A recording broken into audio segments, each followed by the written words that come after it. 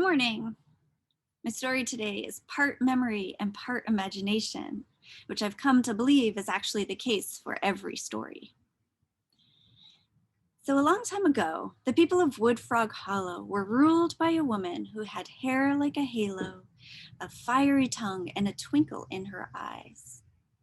One day, she called all the people together and told them that they would be tested. She said she'd be sending them in groups to different parts of the land and that each group was to complete their test and return by the time the sun set. First, she gathered the elders. She told them that their job was to create peace with the Hemlock Grove people who lived on the other side of the North River. The Woodfrog people and the Hemlock Grove people had been fighting for years over who should be able to use the river. A peace plan would be difficult, but the halo-haired woman directed the elders toward the river and they left. Next, the woman told the Woodfrog plant experts that their assignment was to find a medicine to cure a sadness that had seemed to be affecting many in the community.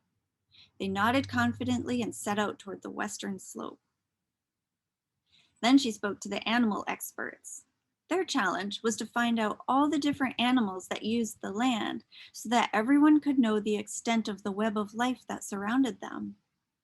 They gathered some investigation tools and were on their way. Now, the last group was the little kids. They were a roly-poly, squirrely, playful bunch, and they were the woman's favorite. The woman told them that their job was to visit each of the other groups while they worked on their tests, and that she knew they'd know exactly what to do when they got to each group.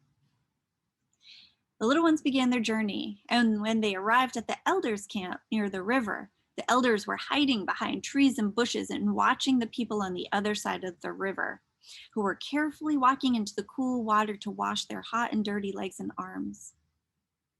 Now, the Woodfrog people didn't like this because it affected the fishing that they liked to do in this spot. One of the Woodfrog elders was perched behind a bush right at the edge of the river, frowning and leaning out a bit over the water to watch without being seen. When the children came up behind, they saw something they couldn't resist. They yelled, "Otter slide!" And they all proceeded to slide on their bellies down the bank and into the shallow water, just like they'd seen otters do in this kind of spot. They were laughing and splashing while all the adults were kind of stunned watching. The noise drew the attention of the kids on the other side of the river, who thought this looked like great fun and joined in. Eventually, the frowning Woodfrog elder leaning over the water also yelled "Otter slide" and slid down the bank into the water laughing. All the people on both sides of the river began to laugh and play along. The Woodfrog littles got out of the water, wrung out their clothes, and walked on, leaving everyone still playing and laughing at the river. When the kids arrived at the plant people's camp, they saw a big wooden bowl that was kind of shaped like a ball. It looked like a fun thing to play with, and they hatched a plan. One of the tricky littles walked to a spot a bit away from the bowl and called to the adults, "Wow, I found a really cool plant over here. What is it?" And all the plant lovers fell for the trick and they went over to investigate. Meanwhile, while the adults were distracted, another little tricky kid quietly snuck over to the bowl and grabbed it and ran away laughing. When the adults saw this, they got nervous because this was the bowl they were going to make the medicine in. So they chased the child, which was great fun for the child, and the other children began to squeal and run too. The kids ran and leaped and tumbled and tossed the bowl back and forth between each other to keep it away from the adults. It was a pretty funny scene. It was kind of like a football game at a circus full of tiny clowns, and soon even the adults were laughing and leaping until they finally got their bowl back. The adults and kids all sat, breathing heavily from the running and jumping, and they had smiles on their faces and in their hearts from the unexpected fun. The adults made a delicious drink from plants in the special bowl, and they all shared it, and it all felt like really good medicine. The littles moved on, and they found the animal people's camp. There was a big, light-colored cloth spread out on the ground with tools and supplies laid out for the work the adults were doing.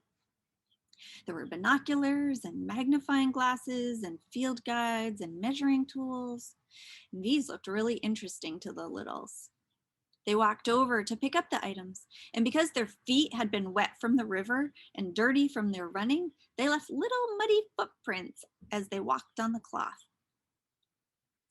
The adults had been sitting quietly, hiding, waiting to see what kinds of animals would come along. But when they saw the kids, they knew that there wouldn't be any animals walking through here anytime soon. When the adults approached the kids, they weren't angry.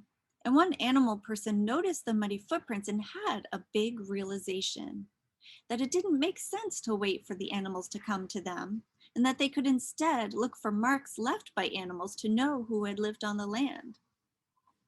Well, since time was running out, they decided to set a timer, and they each looked for as many clues left by animals as they could find. The kids helped, and it was actually really fun.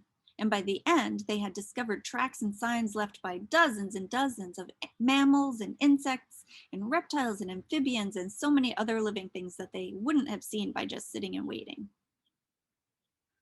Now, you can imagine how the rest of this story went, but the important thing is that all of the tests were passed, because in every instance, everyone involved realized the importance and the value and the wisdom that each person of every age could contribute. And they recognized the right balance of both hard work and play, and how that can make some real magic. I love you, and I hope to see you soon.